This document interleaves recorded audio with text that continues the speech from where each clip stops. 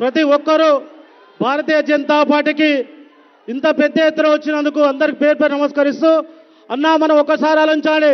ధర్మం అధర్మం వైపు పోటీ పడుతున్నాం. ఈ గడ్డ మీద మనకు పట్టిన శని సబితా ఇంద్రారెడ్డి గారి ఈ టీఆర్ఎస్ పార్టీ గారి ఈ ప్రాంతంలో ఏ రోజు కూడా టీఆర్ఎస్ పార్టీని గెలవనీయలే. ధర్మం అధర్మం వైపు ఉంది.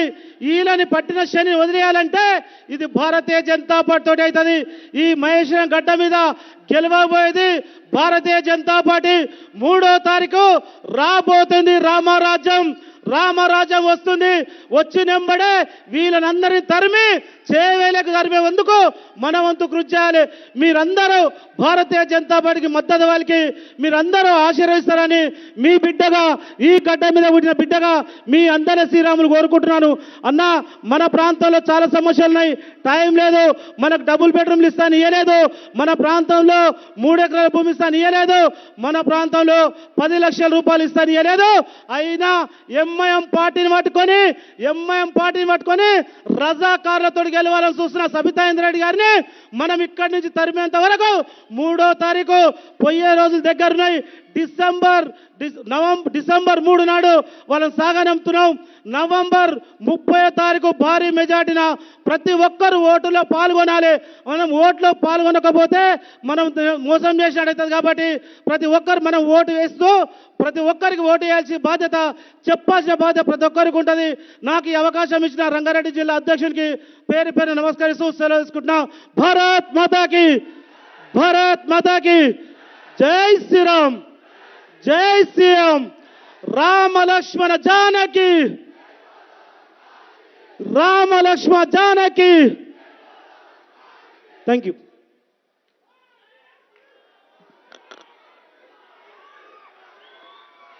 ఒక్కసారి మన మహేశ్వరం గడ్డకు, రంగారెడ్డి జిల్లాకు మొట్టమొదటిసారిగా విచ్చేసినటువంటి మన ప్రియతమ ప్రధాని, ఈ ప్రపంచానికే విశ్వగురువు, ఈ ప్రపంచంలో ఒక బలమైనటువంటి నేతగా ప్రపంచానికే దిశ చూపిస్తున్నటువంటి మన ప్రియతమ నేత నరేంద్ర మోడీ గారికి ఒక్కసారి పెద్ద ఎత్తున చప్పట్లతోటి అందరం కూడా స్వాగతం సుస్వాగతం తెలియజేస్తాం. అందరం కూడా అదేవిధంగా మన ప్రాంత ముద్దుబిడ్డ, ఈ మహేశ్వరం గడ్డలో పుట్టి ఈరోజు దేశానికే గర్వకారణమైనటువంటి మన ప్రియతమ నాయకుడు, కేంద్ర మంత్రివర్యులు, ఈ రాష్ట్ర అధ్యక్షులు గంగాపురం కిషన్ రెడ్డి గారిని మాట్లాడవలసిందిగా కోరుతా ఉన్నాం.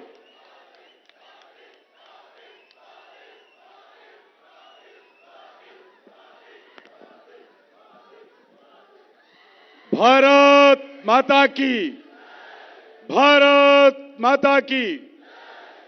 నరేంద్ర మోడీ గారి నాయకత్వం, భారత ప్రధాని నరేంద్ర మోడీ గారి నాయకత్వం. వెనుక ఉన్నటువంటి వాళ్ళందరూ తొందరగా రావాలి, తొందరగా వచ్చి కూర్చోవాలి. 2 నిమిషాల్లో మన ప్రియతమ ప్రధానమంత్రి నరేంద్ర మోడీ గారు మనల్ని ఉద్దేశించి ప్రసంగించబోతా ఉన్నారు. కాబట్టి వెనుక ఉన్నటువంటి వాళ్ళు విడివిడిగా తొందరగా వచ్చి ఈ యొక్క సభలో కూర్చోవలసిందిగా కోరుతా ఉన్నాను.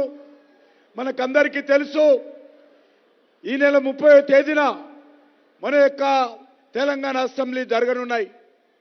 ఈ ఎన్నికల్లో భారతీయ జనతా పార్టీ తరఫున మరి జనసేన కలిసి ఎన్నికల్లో పోటీ చేస్తున్నటువంటి విషయం మీకు తెలుసు.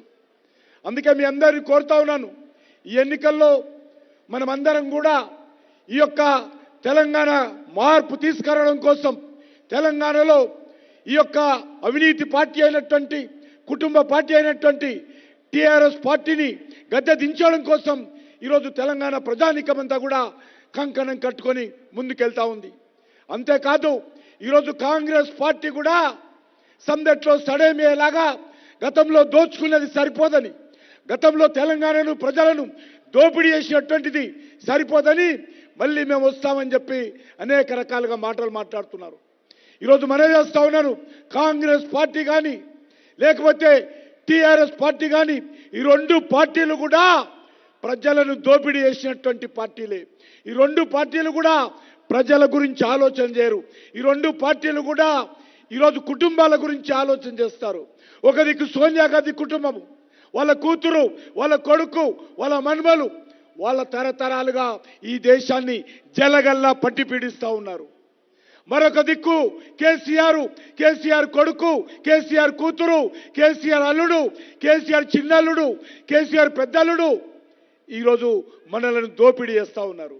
ఈ రెండు పార్టీలు కూడా దేశంలో అనేక రకాలుగా తెలంగాణ రాష్ట్రంలో దోపిడీ చేస్తున్నటువంటి పార్టీలే. కాబట్టి ప్రజలారా ఆలోచన చెయ్యండి. ఏ మాత్రం మనం పొరపాటు చేసినా 1200 మంది ఆత్మ బలిదానం చేసుకొని తెచ్చుకున్నటువంటి తెలంగాణ ఆగమైపోతుంది. ఈరోజు జీతాలు ఇవ్వలేనటువంటి పరిస్థితులు ఉన్నది, ఇండ్లు ఇవ్వలేనటువంటి పరిస్థితులు ఉన్నది. పేద మహిళలకు, పేదవాళ్లకు ఇండ్లు ఇస్తామని చెప్పి మోసం చేసినటువంటి పార్టీ ఈరోజు టీఆర్ఎస్ పార్టీ. అందుకే ఒక దిక్కు టీఆర్ఎస్ పార్టీ, ఒక దిక్కు కాంగ్రెస్ పార్టీ ఈరోజు నరేంద్ర మోడీ గారి నాయకత్వంలో ఆ రెండు పార్టీలను కూడా ఓడించి తెలంగాణలో కూడా భారతీయ జనతా పార్టీని అధికారంలో తీసుకొచ్చే విధంగా ఆశీర్వదించాల్సిందే కోరుకుంటూ, వెనుక వస్తున్నటువంటి వాళ్ళు కొంత వేగంగా రావాలి, వచ్చి కూర్చోవలసిందిగా కోరుతూ సెలవు తీసుకుంటున్నాను. అందరూ కూడా నాతో పాటు నినాదాలు ఇవ్వాలి.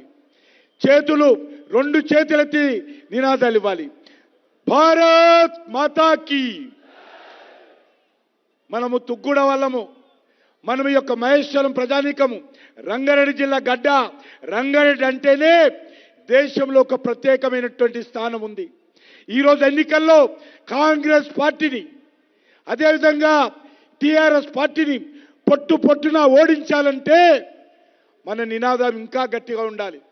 అందుకే అందరూ కూడా కోరుతా ఉన్నాను, రెండు చేతులు ఎత్తి పటపట పళ్ళు కొరుకుతూ ఈరోజు నినాదాలు ఇవ్వాలి. భారత్ మాతాకి, భారత్ మాతాకి. నరేంద్ర మోడీ గారి నాయకత్వం, నరేంద్ర మోడీ గారి నాయకత్వం. మనకందరికీ తెలుసు, రీజనల్ రింగ్ రోడ్ వస్తున్నది. రీజనల్ రింగ్ రోడ్, టిబ్లా రోడ్డు 26,000 కోట్ల రూపాయలతోటి నరేంద్ర మోడీ గారు మనకు రీజనల్ రింగ్ రోడ్డు శాంక్షన్ చేశాడు. అవునా?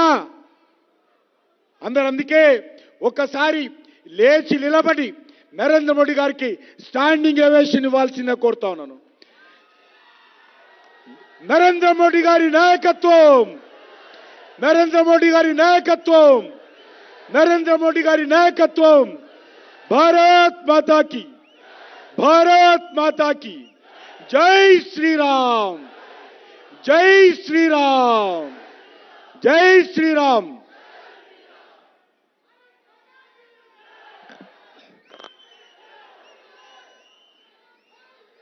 మన ప్రియతమ నేత ఈరోజు ఈ గడ్డలో అడుగుపెట్టి మన రంగారెడ్డి జిల్లాలో ఉన్నటువంటి 8 అసెంబ్లీలతో పాటు ఉమ్మడి రంగారెడ్డి జిల్లాలో ఉన్నటువంటి 3 అసెంబ్లీ కూడా గెలుపుకు మిమ్మల్ని కూడా దిశానిర్దేశం చేస్తూ ఈరోజు మీ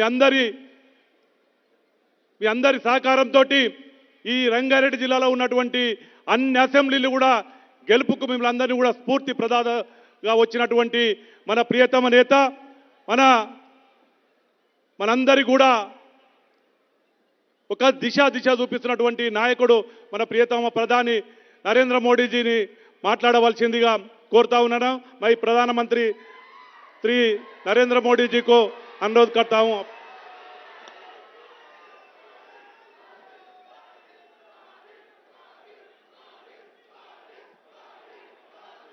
भारत माता की, भारत माता की, भारत माता की. ना तेलंगाना కుటుంబ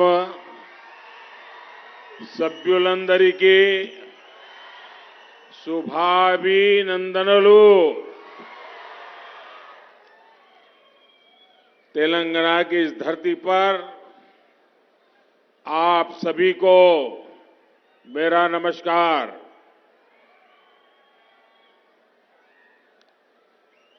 रंगारेड्डी जिले की ये महेश्वरम विधानसभा अपने शिव गंगा मंदिर के कारण काफी प्रसिद्ध है. मैं काशी नगरी का सांसद हूं, जिसे शिव और गंगा की नगरी कहा जाता है। महेश्वरम की इस पुण्य भूमि पर आपके बीच आकर मुझे बेहद खुशी हो रही है। आप सभी ने इतनी बड़ी संख्या में यहां आकर स्पष्ट संदेश दे दिया है। राजनीति के ज्ञानियों को संदेश दे दिया है। दिल्ली में एयर कंडीशन बेड में बैठ करके बड़ी बड़ी बातें करने वालों को संदेश दे दिया है कि तेलंगाना में बीजेपी के लिए विश्वास लगातार बढ़ रहा है। तेलंगाना बीजेपी को मौका देने के लिए यहां की जनता जनार्दन तत्पर दिख रहा है। నా కుటుంబ సభ్యులారా, तेलंगाना के पास टर्मरिक है, तेलंगाना के पास टैलेंट है, तेलंगाना के पास ट्रेडिशन है, तेलंगाना के पास टेक्नोलॉजी है। लेकिन इन सब के बावजूद तेलंगाना के सामर्थ्य को बीआरएस के कुशासन और करप्शन के कारण अपना उचित स्थान नहीं मिल पाया। लेकिन अब समय बदल रहा है। बीजेपी पर आप सभी का बढ़ता विश्वास तेलंगाना को नई ऊंचाइयों पर ले जाएगा। लेकिन आपको कांग्रेस और बीआरएस से उतना ही सतर्क भी रहना है। कांग्रेस और बीआरएस के लोग यहां लगातार झूठा प्रचार कर रहे हैं। ये लोग एक दूसरे पर आरोप लगाते हैं, लेकिन भीतर ही भीतर ये मिले हुए हैं। ये जो बाहर बोल रहे हैं ना, वो तो ड्रामेबाजी है। और आप इतिहास खोल करके देख लीजिए, इनका रिश्ता तो 40-50 साल पुराना है। मैं आपको याद दिलाता हूं, केसीआर ने अपनी राजनीति की शुरुआत किस पॉलिटिकल पार्टी से की थी? कांग्रेस। किस पार्टी ने उन्हें 2004 में दिल्ली में कैबिनेट मिनिस्टर बनाया? कांग्रेस। जब तेलंगाना बना तो वो किस पार्टी के नेताओं के पास गए? कांग्रेस। राष्ट्रपति चुनाव में द्रौपदी मुर्मू जी के खिलाफ बीआरएस ने किस पार्टी का समर्थन किया? कांग्रेस। उपराष्ट्रपति के चुनाव में ये किस पार्टी के साथ गए? कांग्रेस। अरे इतना ही नहीं, हमारी सरकार के खिलाफ कुछ दिन पहले जो पार्लियामेंट में अविश्वास प्रस्ताव आया तो ये बीआरएस ने किसको साथ दिया? कांग्रेस। तो इनका असली दोस्त कौन है? इनकी मिलीभगत किससे है? उनका नाता किससे है? और तेलंगाना के मेरे भाइयों बहनों, ये भी याद रखिए, मैं अब भाजपा की पहचान बताता हूं आपको। आप याद कीजिए, वो कौन सी पार्टी थी? इन्हें हुजराबाद में हराया बीजेपी ने हराया। किस पार्टी ने इन्हें दुबक्का में हराया? बीजेपी ने। किस पार्टी से जीएचएमसी के चुनाव में हारते हारते बच गए? बीजेपी। और इसलिए ये सबसे ज्यादा किससे डरते हैं? बीजेपी से। दोनों डरते हैं। ना कुटुंब सभ्युलारा, महेश्वरम की ये सीट इसकी सबसे बड़ी मिसाल है कि कांग्रेस और बीआरएस कैसे एक ही सिक्के की दो बाजू है। यहां पर पिछली बार भी लोग बीआरएस के खिलाफ थे। आप लोग अच्छी तरह समझ गए थे कि बीआरएस ने इस क्षेत्र की उपेक्षा की है, आपके विश्वास को तोड़ा है। इसलिए तब आपने बीआरएस को हराने का फैसला किया, आपने कांग्रेस को वोट दिया। लेकिन हुआ क्या? कांग्रेस की प्रत्याशी ने अपनी पार्टी छोड़कर बीआरएस ज्वाइन कर ली और सरकार का हिस्सा भी तक बन गई। यानी तेलंगाना में कांग्रेस को दिया हुआ हर वोट वो बीआरएस को ही मजबूत करता है। बीआरएस सरकार को हराने और हटाने के लिए आपकी सबसे विश्वसनीय साथी कोई है, आपके सपनों के लिए काम करने वाला कोई है, तो सिर्फ और सिर्फ बीजेपी पार्टी है। और तेलंगाना के मेरे नौजवान, मेरी बात लिख करके रखिए। तेलंगाना की माताएं, बहनें, किसान, युवान, मजदूर, दलित, आदिवासी, पिछड़े, सब लोग, मैं आपको गारंटी देता हूं, आपके सपने ये मोदी का संकल्प है।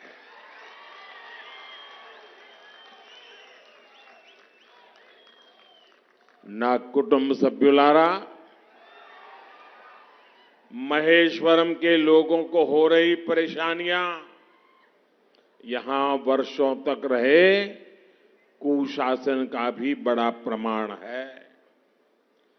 यहां ज्यादा पानी या कम पानी दोनों ही आफत का कारण बनते हैं। बारिश के समय यहां के अनेक इलाके पानी में डूब जाते हैं, जिससे लोगों को मुश्किल होती है। वहीं दूसरी ओर महेश्वर के अनेक हिस्सों में लोग पीने के पानी की किल्लत महसूस करते हैं। कांग्रेस और बीआरएस ने यहां क्या किया, उसकी असलियत यही है।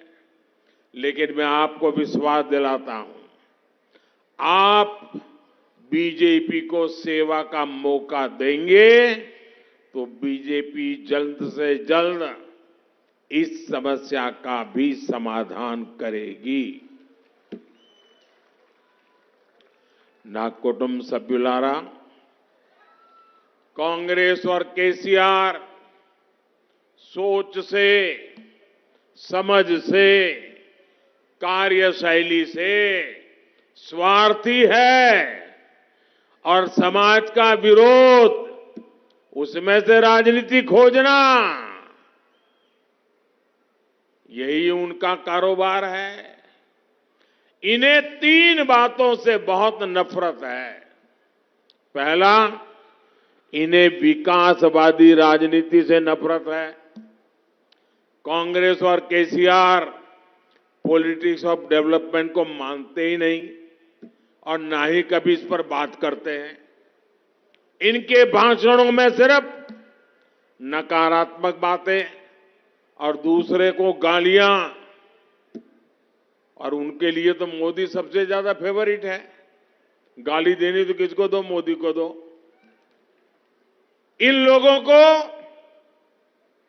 बांटो और राज करो की वोट बैंक पॉलिटिक्स अच्छी लगती है।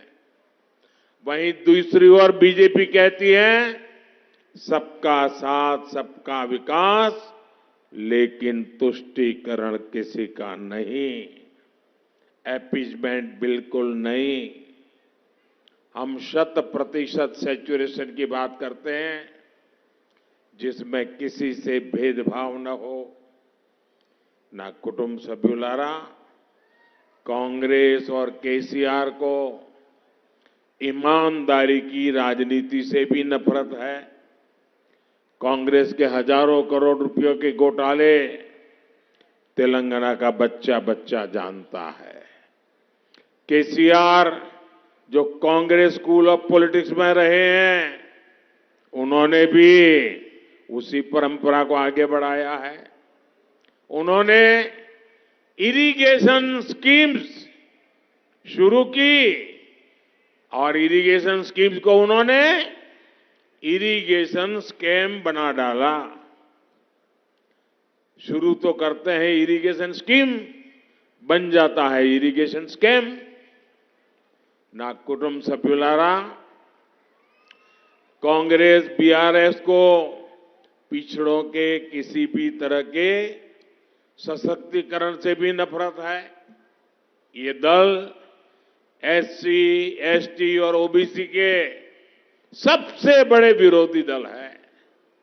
इन्होंने हर कदम पर एससी, एसटी और ओबीसी नेताओं का अपमान किया है। कांग्रेस तो इतनी ज्यादा बीसी समाज की विरोधी है कि उसने कांग्रेस पार्टी के प्रेसिडेंट थे सीताराम केसरी, ओबीसी थे, उस बुजुर्ग नेता को उठा करके कांग्रेस दफ्तर से बाहर फेंक दिया था। कांग्रेस के नेता लगातार बीसी समाज को चोर बोलते हैं और बीसी को चोर कहने के कारण कांग्रेस को एक नेता को कोर्ट ने 2 साल की सजा लगा दी है, अभी जमानत पे घूम रहे हैं। लेकिन अभी भी उनका घमंड 7वें आसमान पर है। बीसी समाज का ये घमंड तोड़ कर रहे। ये बीसी समाज कांग्रेस के इस घमंड को चूर चूर करके रहेगा और ये हम सब ने संकल्प करना चाहिए। ना कुटुंब सभ्युलारा, ये लोग शोषितों वंचितों के साथ नहीं, बल्कि इन्हें सबसे ज्यादा अपना स्वार्थ दिखता है।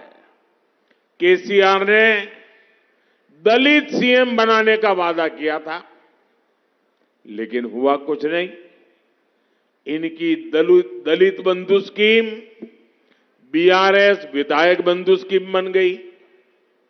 इन दोनों दलों ने मिलकर भारत की पहली महिला आदिवासी राष्ट्रपति द्रौपदी मुर्मू जी को हराने के लिए भी आकाश पाताल एक कर दिया।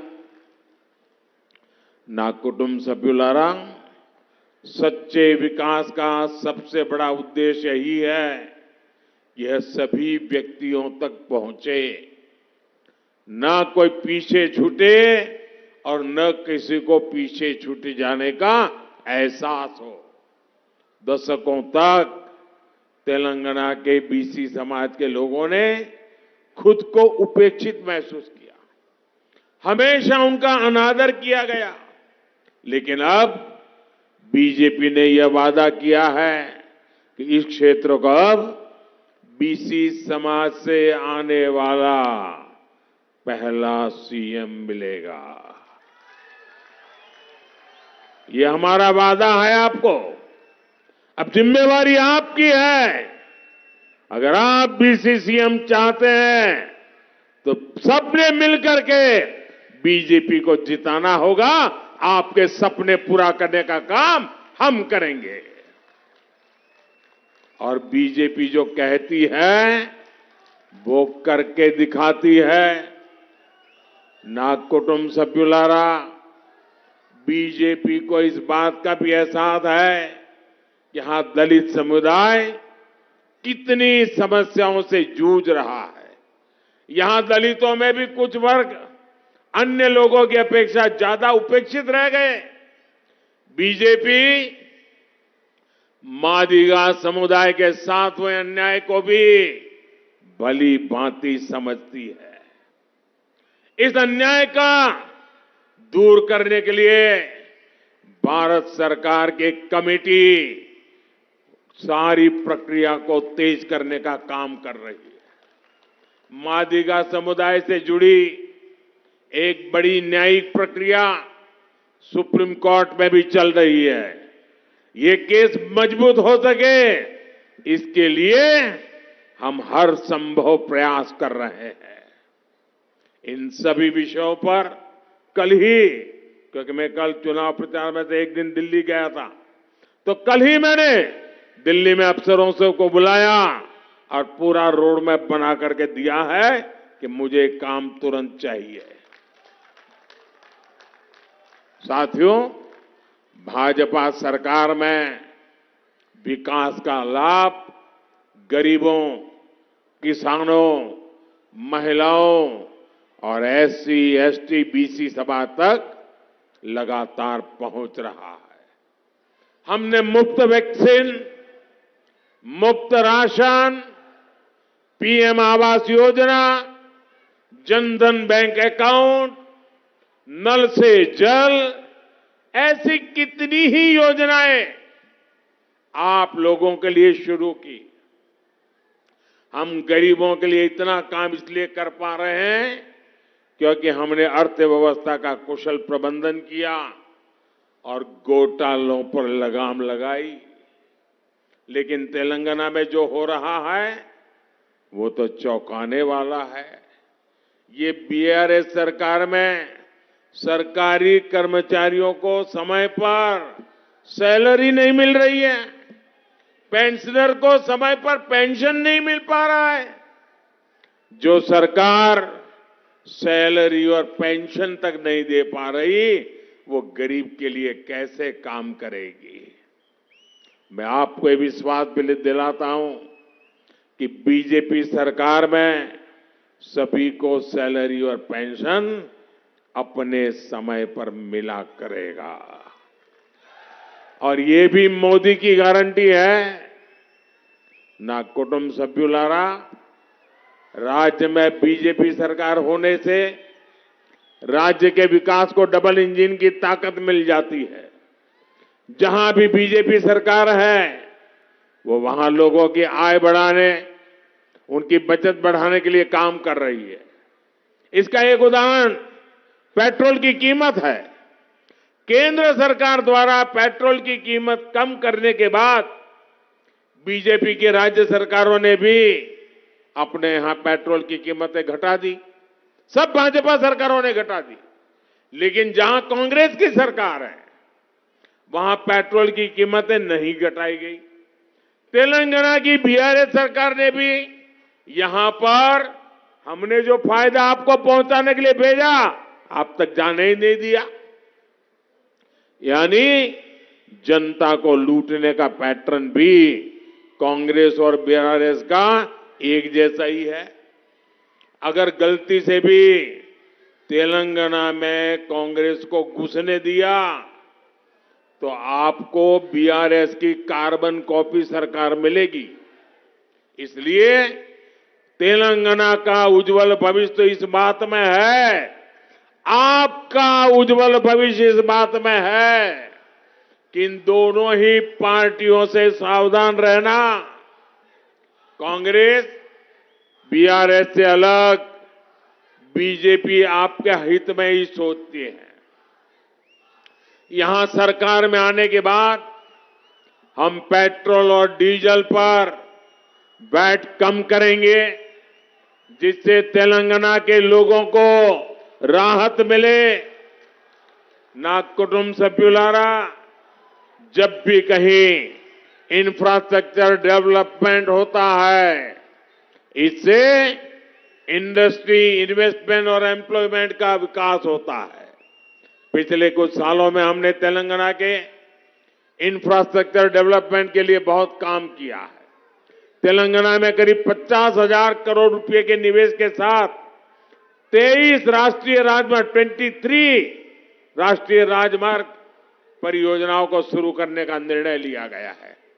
नागपुर विजयवाड़ा एक्सप्रेसवे परियोजना में 400 किलोमीटर लंबा ग्रीनफील्ड कॉरिडोर है, जिसकी मंजूरी केंद्र सरकार ने दी है। इसके अलावा सैकड़ों करोड़ के हैदराबाद रीजनल रिंग रोड योजना भी है। इससे संगारेड्डी, तुप्रान, चोटुम्पल, अमंगल और शंकरपल्ली क्षेत्र जुड़ेंगे। सिकंदराबाद को विशाखापट्टनम से जोड़ने वाली वंदे भारत ट्रेन को शुरू किया गया है।